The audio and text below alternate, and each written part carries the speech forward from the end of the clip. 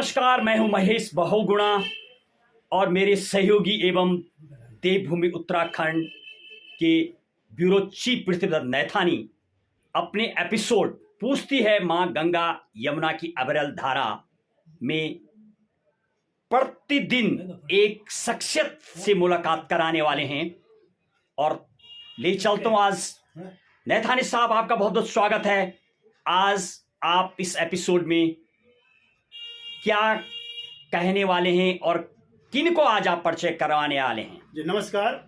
पूछती है माँ गंगा यमुना की अविरल धारा एपिसोड में आप सभी लोगों का स्वागत है। और आज मैं उत्तरकाशी के जो शख्सियत हैं, जो सुप्रसिद्ध जो नेता भी हैं धार्मिक क्षेत्र में, राजनीतिक क्षेत्र में, आपका बहुत ही अहम भूमिका रही है और ऐसे वयोवृद्ध नेता आज हमारे साथ है। उत्तरकाशी के प्रथम नागरिक के रूप में उनको कहूँगा, जो उनके एक्सपीरियंस है, जो अनुभव है, जो उन्होंने राजनीति में, धार्मिक क्षेत्रों में अपना योगदान दिया है। और इनका जो जन्म है 1936 में हो रखा है। 1936 में आज भी छरहरे दुबले पतले ऐसे हरि सिंह राणा आज हमसे जुड़ने जा रहे हैं और उनसे पूछते हैं हम डायरेक्ट कि आखिर उत्तरकाशी को आपने गांव से एक शहर की ओर देखा है। उत्तरकाशी पहले क्या था, जो कि बाड़ाट के नाम से जाना जाता था। उत्तरकाशी उसके बाद हुआ, क्योंकि आप जो है राजशाही के अंडर में भी आप लोगों ने पढ़ाई की आपकी जो है शिक्षा दीक्षा राजशाही के अंडर में हुआ था। सीधे चलते हैं आपको उत्तरकाशी के वयोवृद्ध नेता हरि सिंह राणा जी के पास। राणा जी, आपका बहुत बहुत स्वागत। राणा जी, प्रश्न हमारा यह है कि जो माँ पूछती है माँ गंगा यमुना की अविरल धारा का प्रथम एपिसोड जो हमारा आज से स्टार्ट हुआ है और हमने जो पूरा उत्तरकाशी का जो विश्लेषण किया है, जो एनालाइज किया है कि सबसे पहले उत्तरकाशी के जो हमारे जो नेता होंगे या जो हमारे जो कंटेस्टेंट होंगे वो हरि सिंह राणा जी होंगे। आप उत्तरकाशी के बारे में क्या बताना चाहेंगे? और आप जब यहाँ उत्तरकाशी में जब आए तो उत्तरकाशी पहले क्या था, इसका स्वरूप क्या था, उसके बाद फिर उसका स्वरूप क्या हुआ? मैं उत्तरकाशी में 8-10 साल की उम्र में आ गया था। तब यहाँ पर केवल 500 की जनसंख्या थी और 3 दुकानें थी यहाँ पर। और ये जो मैदान है ये बेर का जंगल था उधर। तो बहुत छोटा सा बाजार था, कुछ नहीं था। यहाँ संत रहते थे और काली कमरी का क्षेत्र था, विश्वनाथ जी का मंदिर था, कुछ नहीं था यहाँ। जी, जैसे अब आपको मालूम है कि उत्तरकाशी में काली कमली और विश्वनाथ का मंदिर था। बाद बाकी यहाँ पर जो फील्ड है, जो आज की डेट में रामलीला मैदान, जहाँ जो पौराणिक मेला लगता है, वो एक तप्पड़ के रूप में उसमें घास घूस हुआ करती थी। राणा जी, आप भी बताइए कि आपकी शिक्षा दीक्षा उत्तरकाशी में हुई है और शिक्षा दीक्षा के साथ साथ आप राजनीति के क्षेत्र में भी सक्रिय हुए। कब से क्या क्या आपने किया, जरा बताइएगा आप। मैं 1971 में सर्वप्रथम नगर पालिका का मेंबर रहा हूँ। 1974 में हमने इस्तीफा दिया था वहाँ से। उसके बाद मैं अपने ग्राम सभा बक्सा धनारी का निर्विरोध प्रधान बना।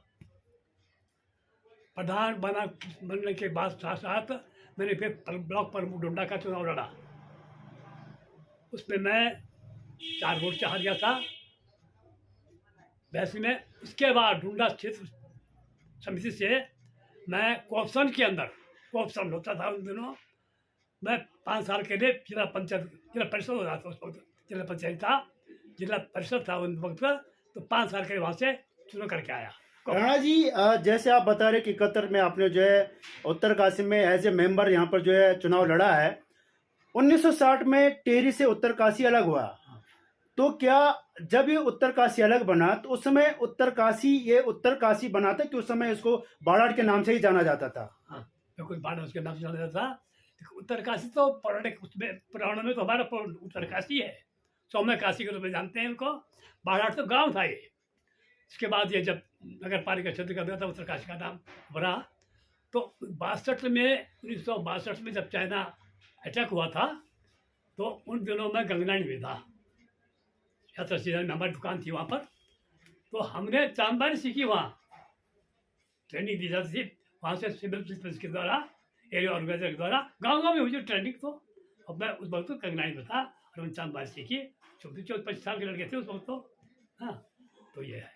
तो जैसे कि राणा जी कह रहे कि आपने 71 से फिर उसके बाद फिर आपका 89 में यहाँ पे जो है आपने ब्लॉक प्रमुख प्रधान चुने गए आपके।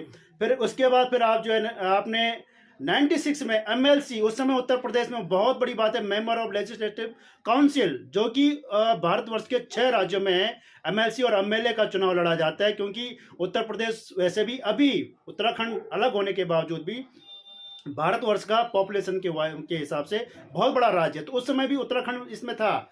आपने एमएलसी और साथ में फिर नगर पालिका चुनाव भी लड़ा था 96 में, और कांग्रेस के सक्रिय सदस्य होने के बावजूद भी कांग्रेस ने आपको बिल्कुल भी ना सपोर्ट किया और ना ही टिकट आपको जो प्रोवाइड किया है।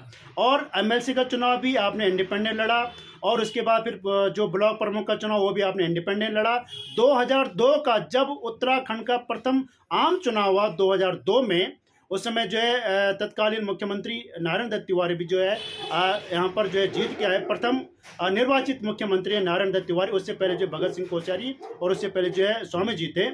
तो राणा जी, आपने कांग्रेस में इतना काम किया, कांग्रेस के लिए आपने मतलब काफ़ी दौड़ भागी की, कांग्रेस के आपने झंडे डंडे सब बोके हैं, आखिर कांग्रेस ने आपके साथ इतनी मतलब सौतेला व्यवहार क्यों किया? भाई ऐसा है, हम आजकल के टिकड़मबाजी की बात को जानते थे भाई, सीधे साधे आदमी थे, सच्चाई का राजनीति करते थे, और हमारे मतलब कोई गॉड फादर था, लेकिन हमने तन से मन से, मेरा खानदानी कांग्रेसी रहा हमेशा, मेरे पिताजी कांग्रेसी थे। मैं 19 साल की उम्र में 4 का मेंबर बन गया। जी, जैसे राणा जी कह रहे हैं कि एक खानदानी कांग्रेस थे, अभी आपने कहा कि मेरे पिताजी भी कांग्रेस थे। मेरे पिताजी कांग्रेस होने के बावजूद फिर भी मैं भी कांग्रेस था, और कांग्रेस होने के बावजूद भी आपके साथ इतना बड़ा सौतेला व्यवहार कांग्रेसियों के द्वारा किया गया। और अगर मैं बात करूं भूतपूर्व विधायक विजय पाल सजौन जी की, वो तो बहुत बाद में कांग्रेस में आए हैं। इससे पहले पार्वती गौड़ जी, जो कि एक सीनियर टॉप लीडर हुआ करती थी कांग्रेस की अभी भी, और उनसे टॉप लीडर हुआ करते थे हरिसिंह राणा जी, मगर कांग्रेस ने इन दोनों के साथ बहुत ज़्यादा सौतेला व्यवहार किया।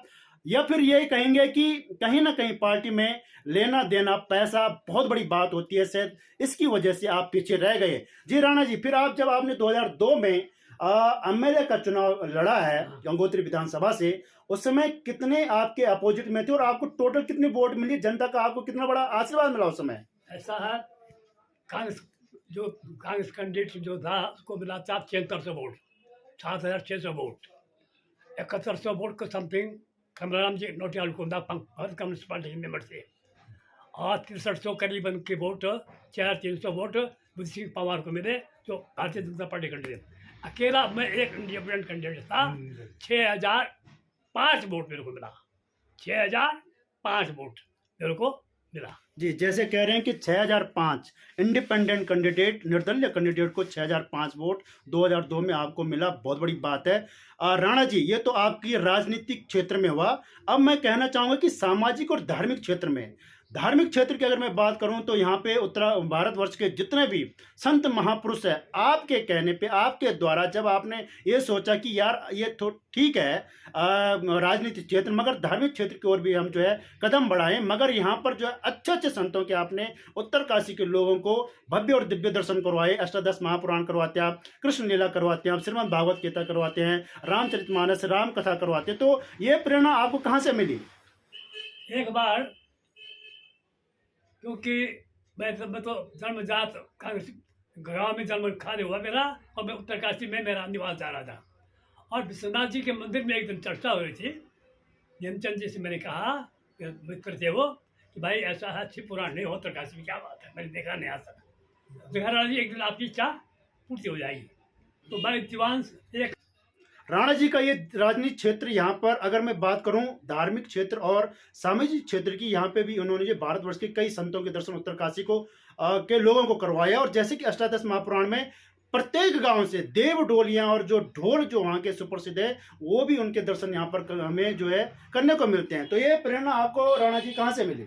हनुमान मंदिर में ऐसा ही मेरा ऐसा दिमाग में आया कि उत्तरकाशी में शिव पुराण मैंने देखा नहीं, कि मेरा बचपन भी यहाँ से शुरू हुआ।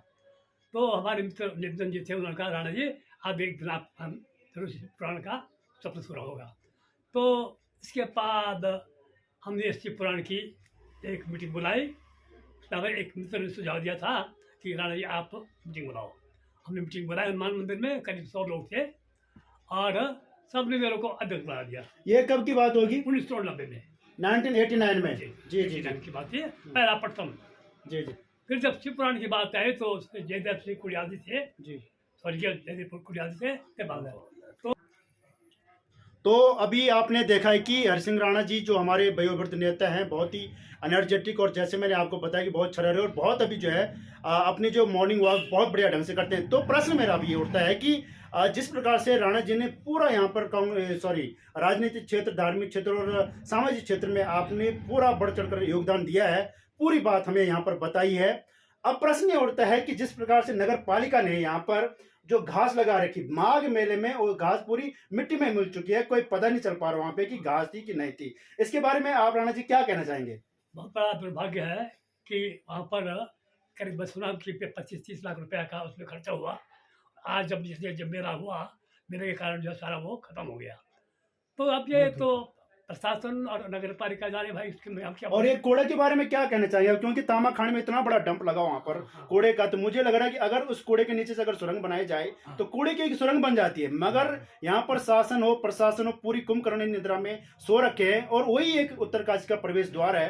पूरी जितने भी लाखों यात्री, श्रद्धालु, महानुभाव जब भी गंगोत्री आते हैं या विश्वनाथ के दर्शन करने के लिए आते हैं, तो वहाँ पे इतनी ज़्यादा गंदगी, और खास करके मैं मई जून की अगर बात करूँ तो बहुत ज़्यादा वहाँ पर बदबू, असहनीय बदबू चलती है। फिर भी यहाँ पर नगर पालिका हो, शासन हो, प्रशासन हो, जितने भी राजनीतिक प्रतिनिधि जितने भी जाते हैं उसी रोड से, मगर किसी कान पे जू नहीं रेंगता है। इसमें आपका क्या ख्याल है, कैसे ये हटेगा? बहुत बड़ा दुर्भाग्य है कि जो कूड़ा यहाँ ढेर लगा हुआ, पहाड़ बना हुआ वहाँ पर, वो उसका बरसात में उसका सारा रस गंदगी के कारण गंगा जी में जाता है, और हम गंगा जी को पवित्र मानते हैं। कहाँ से गंगोत्री पवित्र होगी? गंगोत्री का पानी तो ऊपर का पवित्र हो गया, लेकिन उत्तरकाशी से गंदा हो गया, क्या हो गया? जी, जैसे राणा जी कह रहे हैं कि वास्तव में ऊपर नीचे हमारे जो है अखंड ज्योति ब्रह्मांड नायिका मोक्षदानी पतित पावनी माँ गंगा बह रही है, और नमामि गंगे के द्वारा लाखों के करोड़ों के प्रोजेक्ट इस गंगा स्वच्छता अभियान के लिए IMF से भी दिए जाते हैं, मगर ये पैसा कहाँ जाता है, कहाँ नहीं जाता है, मगर कूड़े का डंप अभी वहां पर लगा हुआ है। और जैसे कि हमारे हरि सिंह राणा जी ने बताया कि बहुत ही दुर्भाग्य है उत्तरकाशी के शासन प्रशासन का कि जो इस कूड़े के डंप को हटाते नहीं, मगर फिर भी आप ऐसे शख्स हैं जो कि तत्कालीन, यानी अगर मैं 90 की बात करूं, 91 की बात करूं, तो आप जो है नरसिम्हा राव से डायरेक्ट मिले हैं, सोनिया गांधी से डायरेक्ट मिले हैं। इतनी बड़ी आपके अंदर एक कुबत, जैसे बोले कि मेरे कोई गॉड फादर नहीं थे, अपने बल पे मैं उन शख्स तक मिला हूं। मगर बड़ा दुर्भाग्य है कांग्रेस का कि कांग्रेस ने ऐसे शख्सियत को जो है जब भी चुनाव आया निर्दलीय लड़े, कोई टिकट नहीं दिया, कहीं ना कहीं वो बंदर बांट हुई है। ऐसे हमारे आज पूछती है माँ गंगा अविरल धारा की एपिसोड में उत्तरकाशी के वयोवृद्ध नेता हमारे हरि सिंह राणा जी, बहुत बहुत धन्यवाद।